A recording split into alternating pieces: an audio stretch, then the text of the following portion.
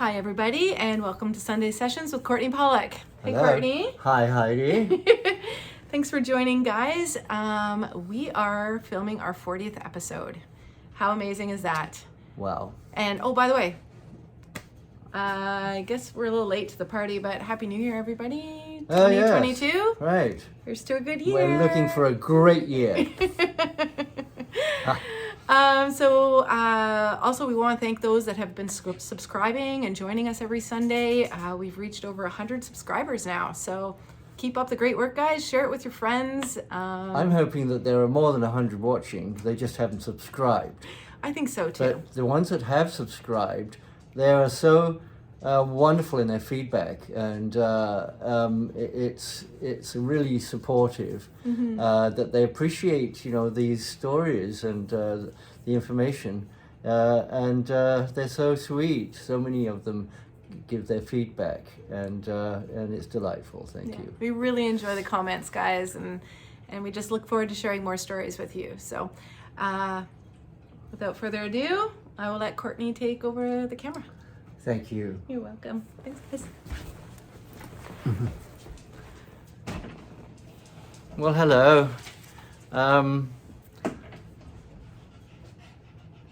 The time is drawing really close for me to be released from this horrible pit that I've been held in. It could have been worse. It was worse when I first got there. The fact of my being there actually improved the place because we were able to get the guys to see that it's their home as long as they're there, and to keep it as nicely as they can. And as I'd done in previous places, for the men to understand that smashing the place up, getting back at the man in any way they can by defacing the place they're living in isn't getting back at anybody but themselves and their people around them and me. And I was able to portray that to key people that let's just make this as good as we can, and get through it as well as we can. And it worked. And within no time, the living conditions were way better. People were walking around respecting each other and not, now that holding facility was for deportees, and it was 95% Hispanic. There was a few island blacks, very sweet people. There was a handful of whites. There was myself and a South African guy, a Persian guy, a Russian man.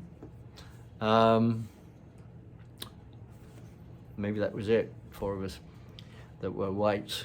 And so we pretty quickly we got our own unit where we all stayed together. And because I was, again, I was doing a lot for the men. I was working out no matter what. I'd work out 7 hours a day. I was in ridiculous shape. And but we had a perimeter track, which wasn't very big, but you can go around a lot of times. You can get some mileage in, and I would run the track and get guys to run with me, and I'd tell them certain ways that I dealt with stamina and bringing in energy and form and things like that. I did a 2.5 hour yoga class each morning, and I had a dozen followers, and it was a tough class. Other inmates would come by and say, sissy stuff, and I would say, I challenge you to come, sit in on the class, and I bet you don't last 20 minutes. And I said, okay, you want to take the challenge, or you're not up to it? And for sure, I got a lot of takers, and they'd sit in, and within 20 minutes, they were like, I'm out of here, I can't do this. And because it was really tough, you've got to be strong, have stamina. And, it's not about flexibility particularly. either. It's just about disciplining your body. And there was a long warm-up. During that warm-up, it would involve maybe 2,000 crunches, because it's a big ab and core exercise, as well as your balance and flexibility, focus, all that stuff.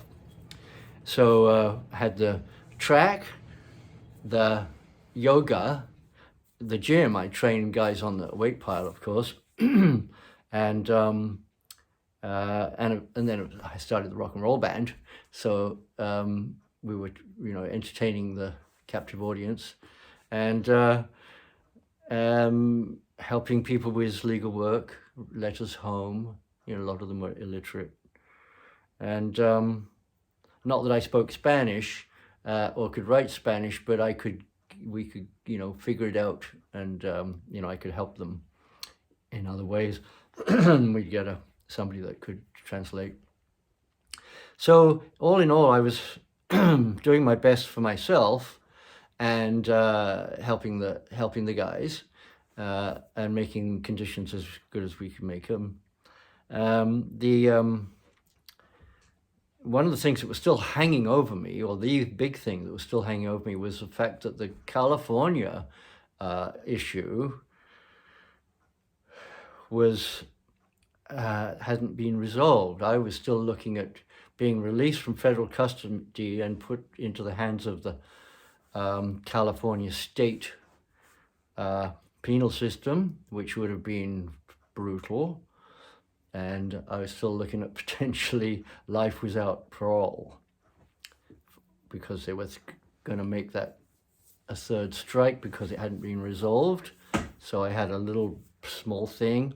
Then I got turned in for growing down in California, kind of departed from that, and then the Oregon thing, where the guy did the proffer and turned in everybody.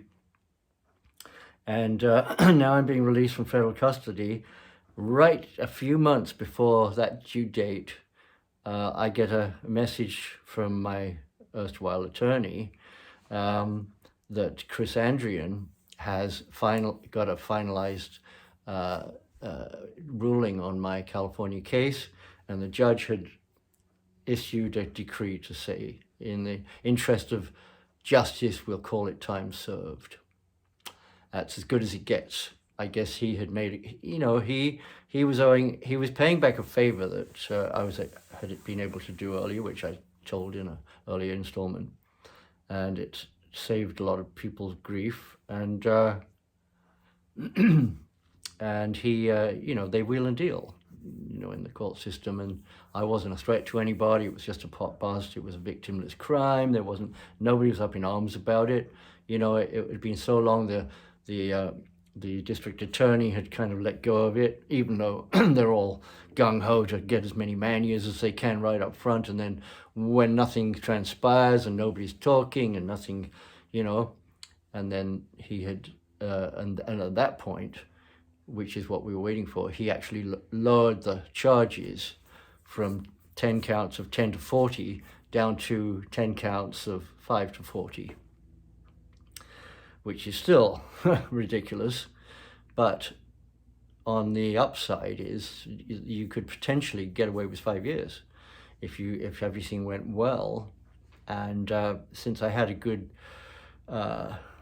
file on my behavior inside, and my offense wasn't, a threatening offense in any way. It was just a growing pot. And nobody was hurt or anything by it, They were offended because I'd broken their laws, which are now, of course, not laws in those states, and now it's legal, which, of course, I knew eventually it would be, but at the time it wasn't. But I was just doing what I believed in. So anyway, now when I'm released, now I don't have the California thing in the way. I will be actually free when I get released. And so now, of which, of course, I was so thankful, and to Chris Andrian, to make that happen. That was just amazing. That was like so big. And then I got a visit from the British consulate in Texas, and it's a charming lady, and she's like, oh, Pot, she said, I can't believe they're locking people up for growing plants, you know. Nobody in the system that I met, except for the district attorney, was offended by the fact that, you know, of growing pot. They said it should be legal. Well, now it is, but since it wasn't then, you know, anytime you break the law, you're a criminal. Well, okay, I'll accept that. I knew it was against the law, and I did it anyway because what I believed in. And so now I have to get my paperwork ready to leave. Well, one of the things that happens with people that are being deported, probably universally, but in that facility, they're mostly Hispanics. They're going to go across the border. Some of them South America, Central America.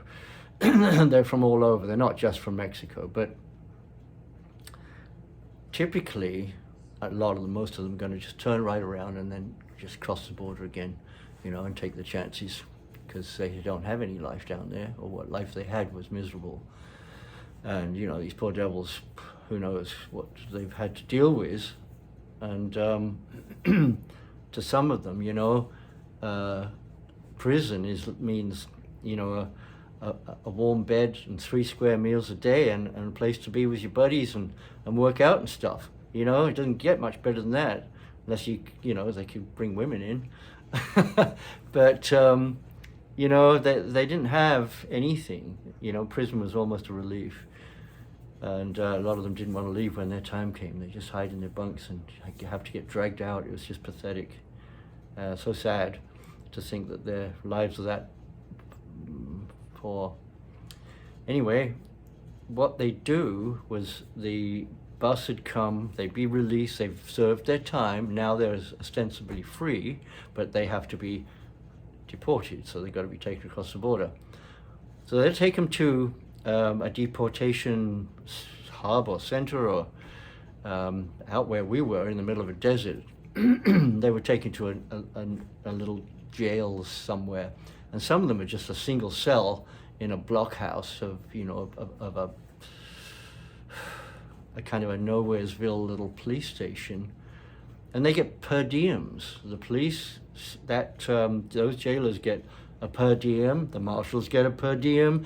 Everybody's just milking the system, and while this poor guy is doing more days, and sometimes weeks, and sometimes up to 6 months, while they ostensibly process his travel papers and documents for travel, which could have been done while they were inside, but they won't, because this is part of the system of just milking money. Oh, it's just disgraceful, absolutely diabolical. So one of the things that was working for me was the captain of the prison, who essentially runs the prison. He liked you know, how I'd helped smarten things up around, made it easier for everybody, you know, all the authorities at the prison, by having the be more disciplined and behave better. He also liked the fact that I worked out and trained other people to work out, and that was a very positive thing. And, you know, I had a brain that he could talk with. And he, you know, he was a reasonably well-educated man that had put in time in the various theaters of war for the United States. And now he was in this 2-bit job as a captain of security in a private prison in the middle of nowhere.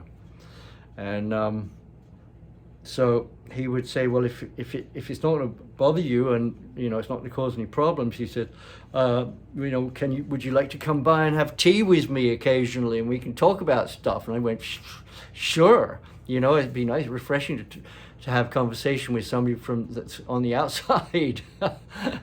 And not that we were buddies, but he respected me enough to say anything that I can help with. I can't, you know, do anything, change your situation, but you know, you need a new mattress, you got it. You need a, you know, if you got you've got the place you want to be out of all the housing situations. Yeah, I got the cell, I got a new mattress, I got all this, I've got it all.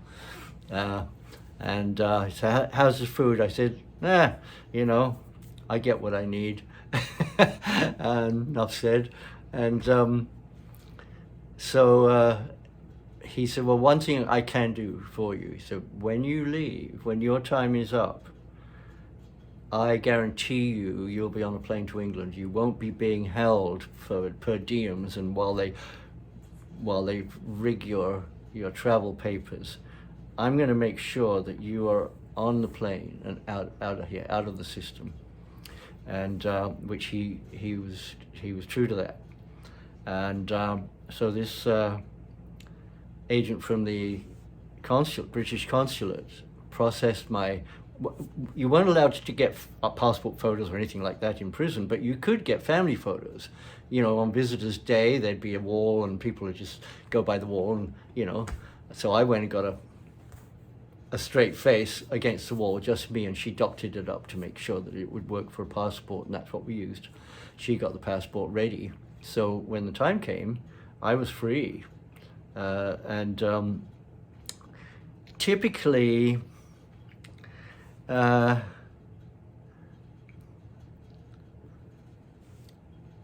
marshal would accompany somebody on a plane, you know, because until they're delivered to the authorities of the home country that you're being delivered to, you're really still their responsibility. You're not really in custody, but you kind of are. But your time is up, you're free, you've served your, you know, paid your debt to society, as they call it. Anyway, so when the time finally came, it comes suddenly, it's there. It's like a dream. Oh my God, you know, it's all happening really fast. And, you know, people that you worked with and done stuff with, they're lining up and you give them your shit. You know, you don't need it anymore. You've got headphones, you got, you know, radio, you got whatever, little bits and pieces, your running shoes, stuff, give them to the guys and leave with nothing. But you do leave with, I had to have outside my street clothes sent to me, which my partner was, you know, she'd been free most of that time. I think anyway, she sent me clothes that I said, oh, make them just casual. And so when I got the clothes, you know, and I had to change to go to get picked up, to get taken into the marshal's custody, these clothes, they're all wrinkled up, balled up into this, you know, tight little package, and they're all they look like garbage. I go to put them on, and it's like, they're tiny. They're like, I'm like, oh, I'd put on 15 pounds of muscle and probably another, you know, 5 pounds of gut. And I'm like, oh my God, I can't, maybe I should just go in my workout clothes. But that, you know, I said, oh, I'll make it work, which I kind of did, but I looked like a bum. Oh, it was embarrassing. Oh, no. But my friend John Morse, who had visited me a few times during that whole terrible 5 years of incarceration, he had sent me $3,000 US into my account upon my leaving, so that I had money to travel, go back to England, get started, do whatever, and which was wonderful. I mean, he was holding, you know, a small amount of money of mine, which we had, you know, had not got found or used by who shall be nameless.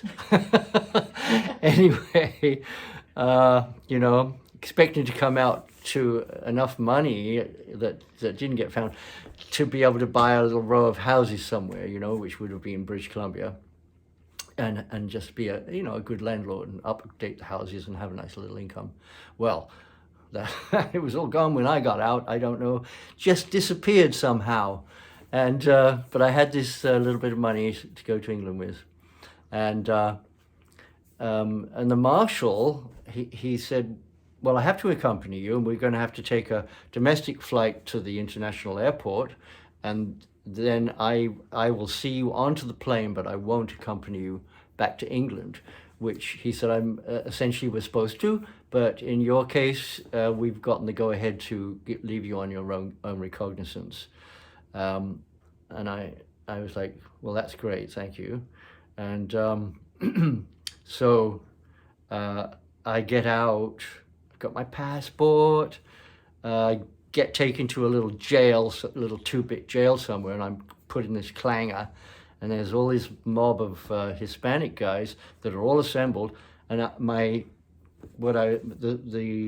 stuff that I was carrying, my luggage, which was essentially toiletries and things that I thought I might need, and just a basic workout stuff. And I had to leave that outside the jail. Well, of course, when these Hispanics took off in their bus to get taken over the border, my bag was gone. And I'm like, and I say, hey, excuse me, it's been an hour or two in here. I'm supposed to be on a plane.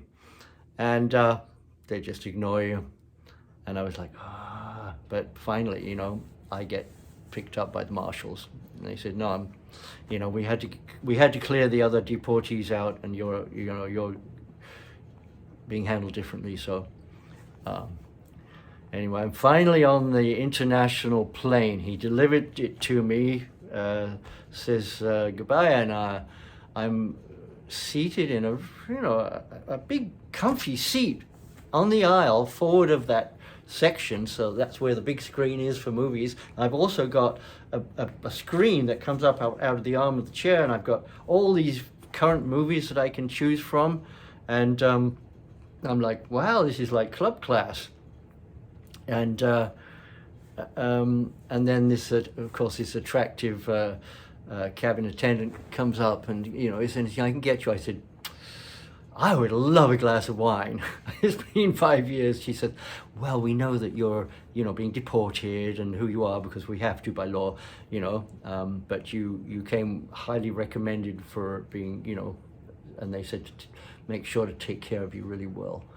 And I was like, oh, well, that's pretty nice, right? Coming from wherever it came from, probably the captain. And she brings me a bottle of superb wine, like first class, probably was from first class. And she just leaves me with the bottle and the glass. And I was like, alrighty then. And she checking every now and then, make sure I'm okay. Anything else I want? She said, no, it's on the house. Everything's paid for. You don't have to pay for your wine or anything. And I was like, what? Wow. She said, no, I guess you're some kind of special case. So it was, I guess, it's a small blessing at the end of it all. And I had a most enjoyable flight to England. Of course, you're flying into the time zone. So this was an evening flight. By the time we got to the plane took off, it was probably, 10 at night. Now you're flying into the time zone, so they're 8 hours ahead from where you start, or from Texas, probably 7 hours ahead to England. And of course, the length of the plane ride, which is 10 hours or so, from Texas, maybe 8, 9, anyway. So 17 hours. So you add those together, and suddenly it's like late afternoon by the time you land in England. And there's my mother and her current husband. Her husband. I guess I hadn't met him before. Well, I hadn't met any of them actually, except for my dad. No, I did meet one other. She kind of not quite collected husbands, but she went through them fast. They didn't last long. They just die. Expire. It would expire. So well, you didn't check the use by date. So anyway, I think they just got so tired they couldn't do it anymore. She would never stop talking. A lovely woman. She was very attractive all through her life, even into great age. She was always a very attractive woman. In later years, of course, you know, people say, "You look just like the Queen of England." She said, "Oh, yes, I know." I was like, "Oh God, don't, don't give her airs. Don't encourage her." Anyway, this new one, Tony. I know that they'd been together some time by then. He was a year younger than me. So he was. He'd had an army career, and then he was a master chef on the ferries between England and France, across the channel there, and done time up in Northern Ireland, and he had all kinds of pensions. So he was doing pretty well for, you know, a guy my age.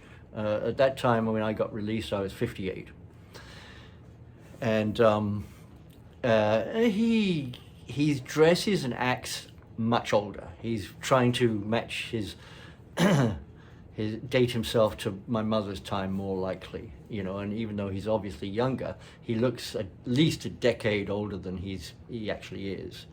But you know, she said she'd never been so happy since she's been with Tony. He took care of every little aspect of everything. She didn't have to lift a finger, and he just was devoted to her. So she was the best thing, you know, ever. And so we were all happy about that, because it meant we didn't have that responsibility. And so Tony's a really good man, and you know, he gave her the happiest years of her life, which was wonderful, you know. And so they picked me up in at Heathrow Airport. I get off the plane, I go into and there's all these beautiful women. I mean, tall, glamorous, just. I was thinking, why did I ever leave? You know?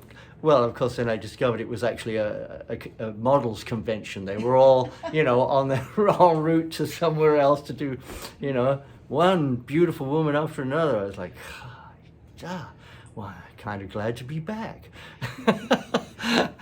You're welcome. Yeah, that lasted about an hour, and then. So they have a nice brand new little Jaguar, and Tony's a good steady driver, and you know, we chat, and of course I hadn't seen my mother for, when's the last, she came over to visit in golly, it would have been the late 80s. No, she'd been over in the mid-90s, so now it's about 10 years later, because now my release was 2003. So, she was, she was a bit strange with me. I said, "Mother, I'm the same person. I've just been locked up, you know, out of society, you know, away from everything.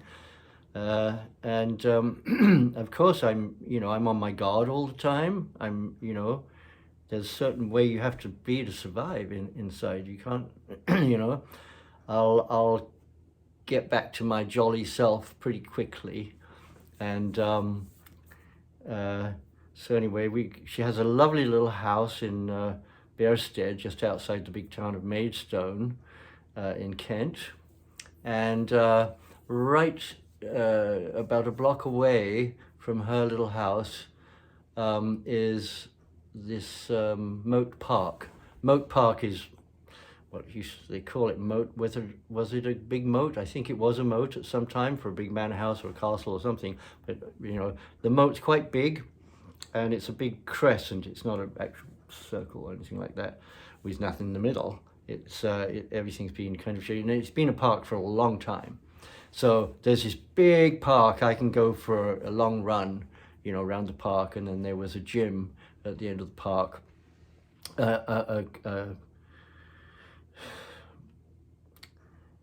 Well, it was it's more than a gym. It's got the pool. It's got all these, you know. It's Like a rec complex. like it's a rec complex, recreational complex, and so that's all on her doorstep. So that's really perfect for me. Anyway, Tony was, you know, a chief chef on these ferries. That was his job, his last job. So he's a pretty good chef. So he sets to make this bash up dinner when we get back, and it was super. And so and then afterwards I go for a walk to check out the neighborhood and to see what the little village is like, and it was lovely. And then retired, you know, at a reasonable hour because I hadn't slept for 24 hours or so. Woke up about 4 in the morning, got up to go for a run in Moat Park, which I did, and let myself out really quietly, and get back around 7 because I went to the gym, worked out a bit, and did some laps. And having that freedom after 5 years of incarceration, it was just it was such a heady experience. So it was my first taste of freedom, and it was sweet. We're at 30 minutes. Awesome. Well, that's a wonderful spot to leave at. Thank you so much, Courtney. Thanks for tuning in, guys. And I guess that's it for your prison years, hey? On to freedom. Thanks, everyone. We'll see you next time. And remember, like and subscribe. Bye.